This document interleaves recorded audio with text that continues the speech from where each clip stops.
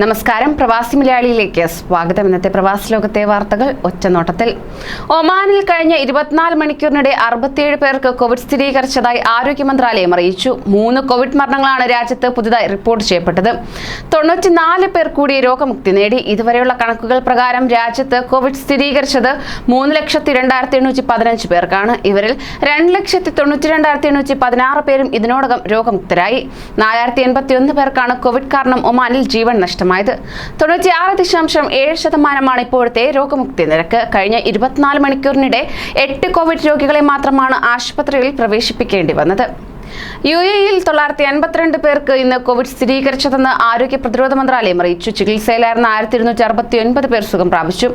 രാജ്യത്ത് കോവിഡ് ബാധിച്ച് 2 പേർ കൂടി മരിച്ചു. പുതുതായി നടത്തിയ 3,14,683 കോവിഡ് പരിശോധനകളിൽ നിന്നാണ് പുതിയ രോഗികളെ കണ്ടെത്തിയത്. ഇതുവരെയുള്ള കണക്കുകൾ പ്രകാരം ആകെ 7,20,192 പേർക്ക് UAE-യിൽ കോവിഡ് സ്ഥിരീകരിച്ചിട്ടുണ്ട്. ഇവരിൽ 7,15,104 പേർ രോഗമുക്തരാവുകയും 2,050 പേർ മരണപ്പെടുകയും ചെയ്തു. ലേബർ ക്യാമ്പുകളിൽ മാസ്ക് ഉപയോഗിക്കാതിരുന്നാൽ 5,000 ദിർഹം പിഴ ഈടാക്കുമെന്ന് അധികൃതർ അറിയിച്ചു. ലേബർ ക്യാമ്പ് ചുമതല വഹിക്കുന്ന വ്യക്തിക്കും നടത്തിപ്പുകാർക്കുമാണ് പിഴ ലഭിക്കുക. ക്യാമ്പുകളിൽ മാസ്കും അകലവും പാലിക്കലും നിർബന്ധമാണ്. മാളുകളിലും അടച്ചിട്ട പൊതുയിടങ്ങളിലും പൊതുഗതാഗത സംവിധാനങ്ങളിലും മാസ്ക് ധരിക്കാതെയും അകലം പാലിക്കാതെയും കണ്ടാൽ 3,000 ദിർഹമാണ് പിഴ. എന്നാൽ വാഹനത്തിൽ ഡ്രൈവർ മാത്രമാണെങ്കിൽ ഇളവുണ്ട്. ഒരു കുടുംബത്തിലെ അംഗങ്ങളും അവരുടെ അടുത്തവരും വീട്ടുജോലിക്കാരും മാത്രമാണ് വാഹനത്തിലുള്ളതെങ്കിലും പ്രശ്നമില്ല.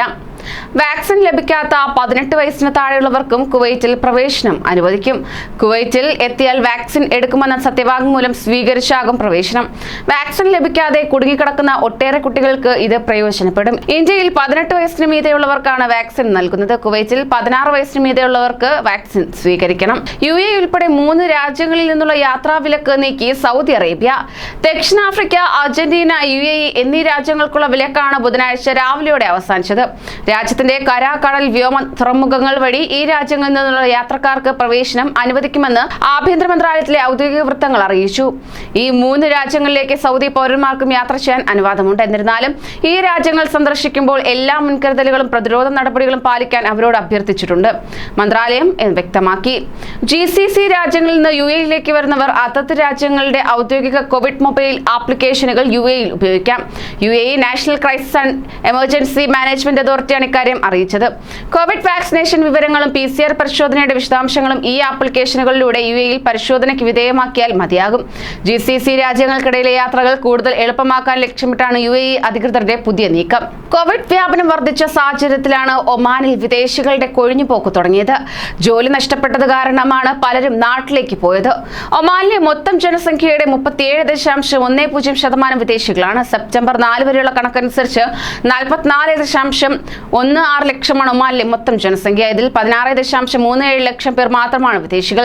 കഴിഞ്ഞ 2 വർഷത്തെ കണക്കുകൾ പരിശോധിക്കുകയാണെങ്കിൽ ഒമാനിലെ മൊത്തം ജനസംഖ്യയിൽ 5% കുറവാണ് ഇപ്പോൾ രേഖപ്പെടുത്തിയിരിക്കുന്നത്. ഗൾഫിലേക്കുള്ള വിമാന ടിക്കറ്റ് നിരക്കിൽ ഇളവ് വരുത്താതെ വിമാന കമ്പനികൾ. കൊച്ചിയിൽ നിന്ന് കുവൈറ്റിലേക്ക് 1 ലക്ഷം രൂപയ്ക്ക് മുകളിലാണ് നിരക്ക്. ഇതിനിടെ അവസരം മുതലെടുത്ത് ട്രാവൽ ഏജൻസികൾ ടിക്കറ്റുകൾ കൂട്ടത്തോടെ ബുക്ക് ചെയ്തത് കരിഞ്ചന്തയിൽ വിൽക്കുന്നതായും ആക്ഷേപമുണ്ട്. ഗൾഫ് രാജ്യങ്ങളിലേക്കുള്ള വിമാന സർവീസുകൾ പുനരാരംഭിച്ച് ആഴ്ചകൾ പിന്നിടുമ്പോഴും ടിക്കറ്റ് നിരക്കിൽ കുറവില്ലെന്നതാണ് യാഥാർത്ഥ്യം. കുവൈറ്റിൽ നിന്ന് കൊച്ചിയിലേക്ക് വരാൻ 1.5 ലക്ഷത്തിനടുത്താണ് നിരക്ക്. സൗദി അറേബ്യയിലേക്ക് പോകാൻ 30,000 രൂപയും ബഹ്റൈനിലേക്ക് 50,000-ലേറെ മുകളിലും പ്രവാസികൾ ടിക്കറ്റിനായി മുടക്കണം. 2 ദിവസം മുമ്പ് വരെ കുവൈറ്റിലേക്ക് 3 ലക്ഷത്തിന് മുകളിലായിരുന്നു നിരക്ക്. ജിദ്ദയിലെ പുരാതന ചരിത്ര കേന്ദ്രങ്ങളെ സംരക്ഷിക്കുവാനുള്ള സൗദി കിരീടാവകാശിയുടെ പദ്ധതിക്ക് തുടക്കമായി. ജിദ്ദയിലെ 600ഓളം പൈതൃക കെട്ടിടങ്ങളും 36 പള്ളികളും പദ്ധതിയുടെ ഭാഗമായി സംരക്ഷിക്കും. ജിദ്ദയിൽ ഒന്നാകെ പാർക്കുകളും ബീച്ചുകളും വികസിപ്പിക്കുകയും ചെയ്യും. ജിദ്ദ നഗരമധ്യത്തിലെ ഹിസ്റ്റോറിക് ജിദ്ദ എന്ന പേരിലുള്ള പുരാതന പ്രദേശമുണ്ട്. ഇവിടെയാണ് സൗദി കിരീടാവകാശി മുഹമ്മദ് ബിൻ സൽമാൻ പ്രഖ്യാപിച്ച പദ്ധതി നടപ്പാക്കുക. 600-ലേറെ പൈതൃക കെട്ടിടങ്ങളും 36 ചരിത്രപ്രധാനമായ മസ്ജിദുകളും ചരിത്രമുറങ്ങുന്ന 5 പ്രധാന സൂക്കുകളുമാണ് ഇവിടുത്തെ പ്രത്യേകത. യുനെസ്കോയുടെ ലോക പൈതൃക പട്ടികയിൽ ഹിസ്റ്റോറിക് ജിദ്ദ ഏരിയ 2014 ഇടം നേടിയിരുന്നു. ഇസ്ലാമിന്റെ ആവിർഭാവ കാലം മുതൽ തീർത്ഥാടനത്തിന് ചരിത്രം സാക്ഷ്യം വഹിച്ച സ്ഥലം കൂടിയാണിത്. ഇതെല്ലാം പൂർണ്ണമായും സംരക്ഷിക്കും. കൂടുതൽ പ്രവാസി വാർത്തകൾക്കായി ഈ ചാനൽ സബ്സ്ക്രൈബ് ചെയ്യൂ.